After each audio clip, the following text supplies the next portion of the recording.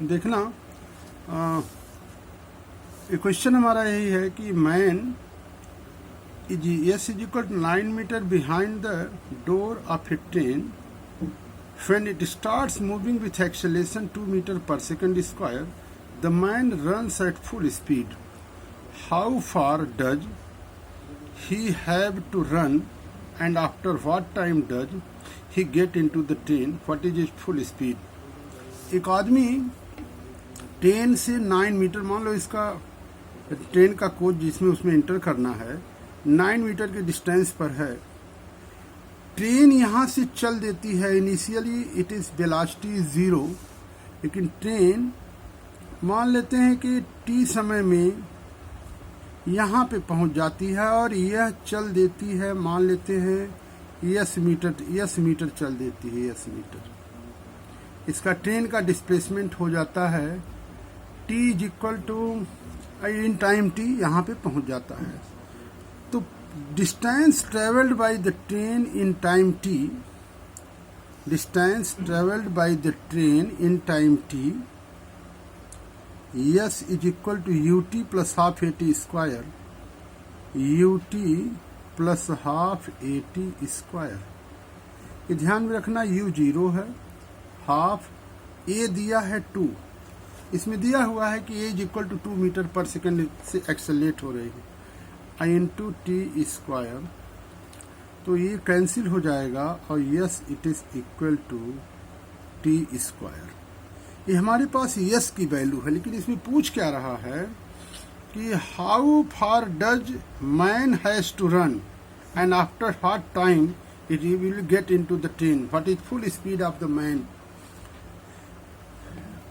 Man जैसे ही train start होगी वह फुल स्पीड से चलना शुरू करेगा, मतलब उसको तो ट्रेन एक्सेलरेट हो रही है, लेकिन मैन का तो गियर थोड़े बदलना आदमी को, वो फुल स्पीड जितना है, अगर ट्रेन तुरंत से इसमें इसको इंटर करना है तो बहुत तेजी से दौड़ेगा, और यहाँ से दौड़ रहा ट्रेन के पीछे से है।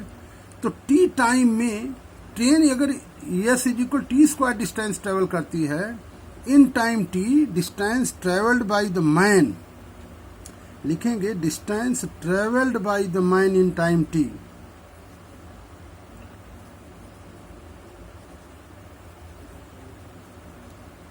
The man in time T, आदमी कितना चलेगा, distance travelled by the man in time T, total distance 9 plus S, तो हमारे पास हो जाएगा S is equal to UT plus half A T square again. तो हमारे पास अब आदमी के पास तो कोई एक्सेलरेशन है नहीं, तो yes is equal UT plus half A T square हम नहीं लगा सकते। हम क्या लगाएंगे, इट इज इक्वल टू हो जाएगा 9 प्लस ए यस, 9 प्लस टी स्क्वायर, क्योंकि टी समय में आदमी कितना, ट्रेन ने कितना चला था, यस, ये कितना चलेगा 9 प्लस यस, मतलब distance travelled by the man in time T is equal to 9 plus T square. If V be the velocity, if V be velocity of man, आदमी तो यूनिफॉर्म स्पीड से चलेगा, therefore in time t distance velocity, distance is equal to velocity into time, मतलब distance is equal to velocity into time। ये हमारे पास distance कितना है पूरा आदमी के द्वारा, 9 plus T square, V into T. ये हमें एक रिलेशन मिल जाता है, distance it is equal to V into T, आदमी की फुल स्पीड भी है। ये इक्वेशन 1 हो गया, S is equal to T square हो गया। अब हम देखेंगे कि ट्रेन की वेलोसिटी क्या हो जाएगी। ट्रेन की उतने वेलोसिटी होगी जितना आदमी की वेलोसिटी है। Velocity of the train at time T, velocity of train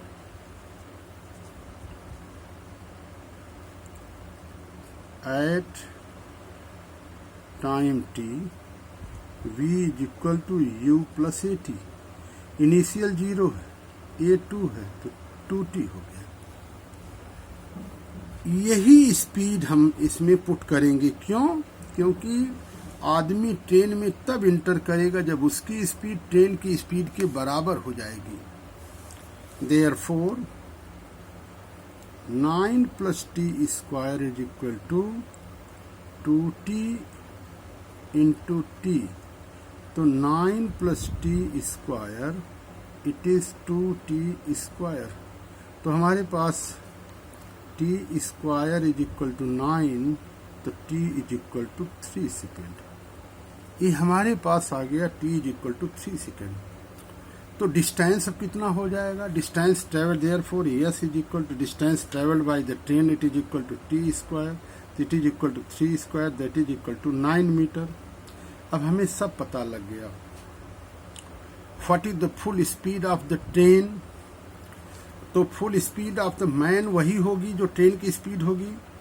तो अब देख लेते हैं कि अब हमें क्या मिल गया। Total distance travelled by the man, ये पहले 9 मीटर है, फिर यस इज इक्वल टू हमारा 9 आया। Distance travelled by the man, total distance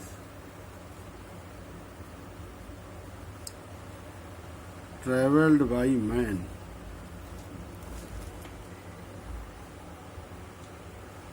it is equal to 9 plus 9, that is 18 metre. कितने समय के बाद he will be get into the train? t is equal to 3 seconds. And what will be the velocity of the man? Full speed velocity of the man? अगर हम आदमी की velocity full speed वही होगी जो ट्रेन की velocity होगी, तभी इंटर कर पाएगा। तो हम फार्मूले में v is equal to U plus A T, velocity of the man, full speed velocity of man लिखेंगे। v is equal to U plus A T, मतलब 2t, और t हमारे पास कितना हो जा रहा है? It is equal to 2 into 3, जैसे 6 मीटर पर सेकेंड। तो हमारी सारी चीजें आ गई। वेलोसिटी ऑफ मैन 6 मीटर पर second, total distance travelled by the train bye the man, train ने 9 मीटर चला, आदमी को 18 मीटर चलना पड़ेगा, और कितने समय में आदमी ट्रेन के अंदर चला जाएगा? t is equal to 3 second. एक क्वेश्चन और देख लेना। ये हमारे पास है जैसे a body covers 12 metre in second and 20 metre in the 4th second. How much distance will it cover in 4 seconds after the 5th second? A body covers 12 meter in second. एक आदमी 12 मीटर चलता है दूसरे second में, 20 metre चलता है चौथे second में, 4th सेकंड में। How much distance will it cover in 4 seconds after the 5th second? तो ये ध्यान में रखना, it is very important questions. A body covers 12 metre in second. दूसरे सेकंड में यह 12 मीटर चलता है। तो distance travel in ns second, SNH it is equal to u plus A by 2n minus 1। अब SNH कितना है? 12 मीटर। u हमें पता नहीं है, रेस्ट से चल नहीं रहा। a बाई 2 इंटू 2 माइनस 1, तो 12 is equal to u plus 3a by 2, it is equation 1। फिर चलता है कि 20 metre in the 4th second, 20 metre in 4th second में चलता है, मतलब 20 इज इक्वल टू, इसी फार्मूले में पुट करेंगे, u plus a by 2 into 4 minus 1। Therefore 20 u plus, ये हो जाएगा 8, तो 7a बाई 2, ये इक्वेशन 2 हो गया। दो चीजें हमें पता, इससे हम u और a की वैल्यू निकालेंगे। हम 2 माइनस 1 अगर कर दे, 2 माइनस 1, तो हमारे पास 12 माइनस हो जाएगा 20 माइनस 12, तो हो जाएगा 8। 7a by 2 minus 3 4a by 2, that is 2a। implies that a it is equal to 4 metre पर सेकेंड स्क्वायर। अब हमारे पास ये एक्सेलरेशन 4 मीटर पर सेकेंड स्क्वायर है, इसको अगर हम इक्वेशन 1 में रखें तो हमें इनिशियल वेलोसिटी भी पता लग जाएगी। तो here 12 it is equal to u plus 3/2 into 4, तो 2 जा तो 12 is equal to u plus 6, तो 12 इट इज इक्वल टू हमारे पास हो जाएगा u is equal to 6 metre पर सेकेंड। कहने का मतलब उसकी वेलोसिटी पता लग गई, एक्सेलरेशन मालूम हो गया। अब जो लास्ट क्वेश्चन का आंसर होगा, how much distance will it cover in 4 seconds after the 5th second. 5 second के बाद, मान लो यहाँ तक 5 सेकेंड में चल रहा है, कि बाद 4 सेकेंड में कितना चलेगा। 5 सेकेंड के बाद, तो 5 सेकेंड है फिर 4 सेकेंड, ये कहने का मतलब कि ये पूरा 9 सेकेंड में से 5 सेकेंड की डिस्टेंस तब 4 सेकेंड में पता लग पाएगा। तो मतलब हो जाएगा distance travelled in 9 second minus distance travelled in 5 second. ध्यान में रखना, यही distance, how much distance travel, तो S9 माइनस S5 हमें कैलकुलेट करना है। S9 हम जानते हैं कि ST it is equal to UT plus half AT square. EST की बात करें तो S9 यही हमारा होगा, T is equal to 9। U हमें पता है, U it is equal to 6 और कितना, ये जो है ये हो गया T, और T it is equal to हमारे पास 9 है ही है, प्लस हाफ, ये तो 4 है, इंटू 81 हो जाएगा। ये जो है हमारे पास, हाँ 81, तो ये वैल्यू हो जाएगी 2 जा। तो एक तरह से S9 is equal to 54 plus 2 और 2 16, तो ये वैल्यू हमें मिल जाएगी S9। और हम इसको कैलकुलेट कर लेंगे तो हो जाएगा 4 2 6 और 6 11, 216 मीटर। फिर हम करेंगे डिस्टेंस ट्रेवल, तो फिर हम 5 में निकालें। Similarly distance travel in 5 second UT plus half AT square, और ये भी हम इसी तरह से कैलकुलेट कर लेंगे, 6 into 5 plus half A into 25, तो ये भी एक तरह से हमारे पास 2 जा 4, तो हो जाएगा 30 plus 50 it is 80 metre.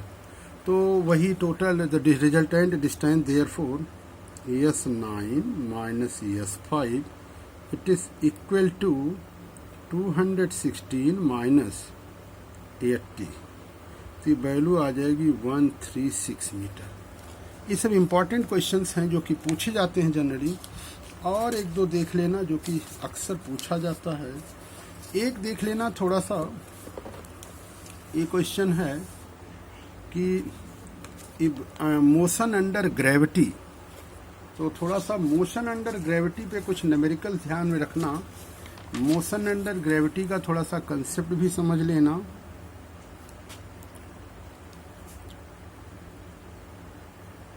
Motion under gravity,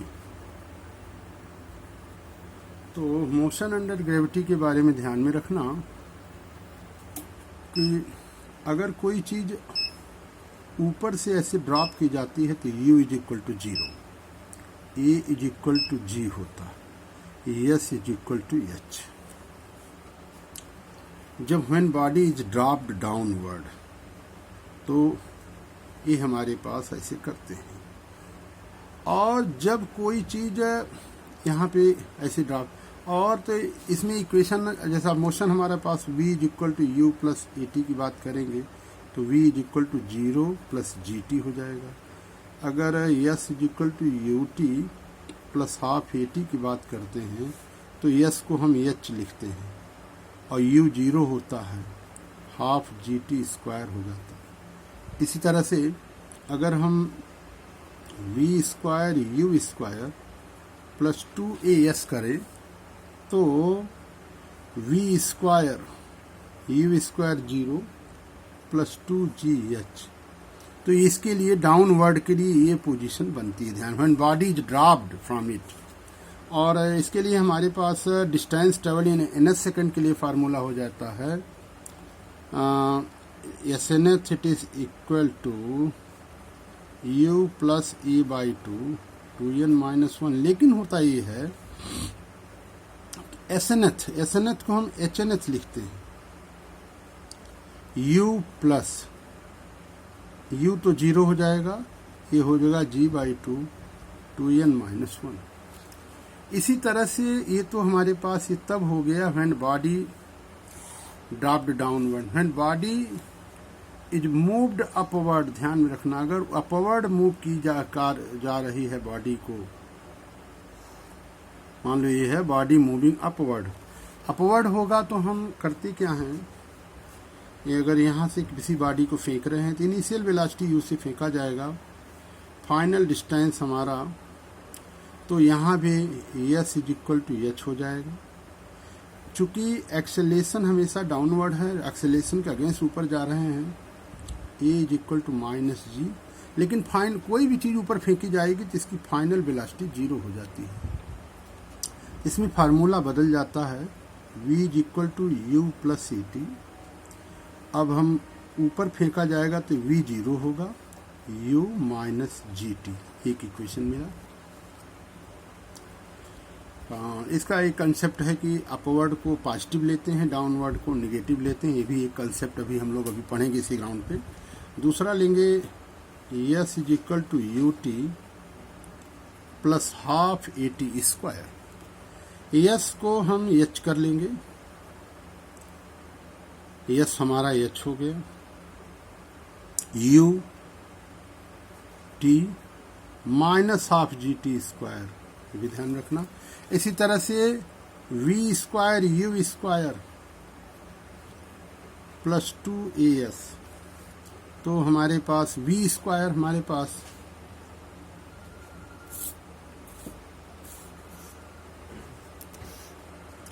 final velocity हो जाती है 0 और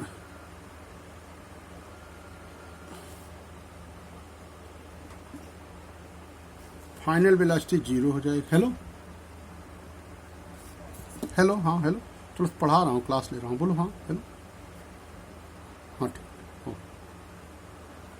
तो यू स्क्वायर हमारे पास हो रहेगा यू स्क्वायर माइनस 2gh हो जाएगा, एक तरह से हमें मिल जाएगा ऐसे ही, और ये हमारा 2 मिल जाएगा। अगर हम ये और ऐसे ही NH के लिए अगर करें तो SNH is equal to u plus A by 2n minus 1। अब SNH हम ऊपर लिखेंगे तो HNH होगा u minus G by 2n minus 1। ये हम फार्मूला इस तरह से चेंज कर लेंगे सिचुएशन के अनुसार, बॉडी ऊपर फेंकी जा रही है कि नीचे फेंकी जा रही है। तो ये हम लोग अब तक 9th में ऐसा ही करते रहे हैं। अभी यहाँ पे थोड़ी सी सिचुएशन, जैसे एक क्वेश्चन अभी हमारे पास जैसे ये है, अक्सर ये आता है कि 2 balls are thrown simultaneously, A vertically upwards with a speed of 20 meters per second from the ground and B vertically downwards from a height of 40 meters with the same speed along the same line of motion. At what time do the 2 balls collide? अब देख लेना जरा इस questions को कि 2 बाल है, ये हमारे पास यहाँ से